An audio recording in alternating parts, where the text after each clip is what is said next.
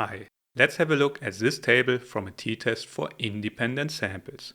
The t-test for independent samples is used to compare the means of two independent groups to see if there is a statistically significant difference between them. In this example, we want to know if the variable score differs significantly between group A and group B.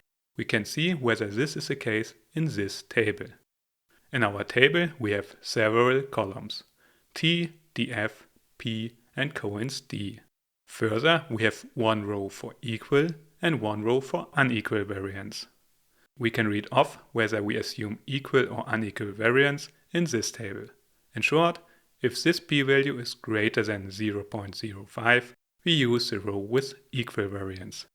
Otherwise, the row with unequal variance. In this example, we have a p-value of 0.176, which is greater than 0.05, and therefore we use the row with equal variance. Back to this table. The t-value represents the t-statistic, which is minus 2.86 in our case. This number helps us to understand the difference between our two group means in relation to the standard error. Next, we have df, which stands for degree of freedom. This is essentially the number of independent values that can vary in your data. For equal variance, it is 48. Now let's talk about the p-value, which is 0.006. The p-value tells us the probability of obtaining results as least as extreme as the observed results, assuming that the null hypothesis is true. You can read the null hypothesis here. In this example, the null hypothesis is there is no difference between the A and B groups with respect to the dependent variable score. In simple terms, the p-value helps us understand whether our results are statistically significant or not.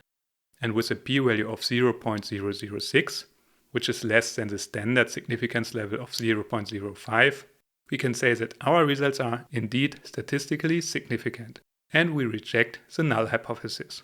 If the p-value would be larger than 0.05, it would not be statistically significant, and we would not reject the null hypothesis. Finally, let's discuss coinc d, which is 0.74. Coinc d is a measure of effect size, which means it tells us how strong the difference is between our two groups. Generally, a coinc d of 0.7 is considered small, 0.5 medium, and 0.8 large. So our value of 0.74 indicates a medium effect size, suggesting a substantial difference between our groups. To sum up, our t-test for independent samples has revealed a statistically significant difference between the two groups, with a medium to large effect size. If you want to report these results according to APA style, you can do this like this. An independent sample t-test was used to compare the scores of two groups. The results indicated that there was a statistically significant difference between groups' scores.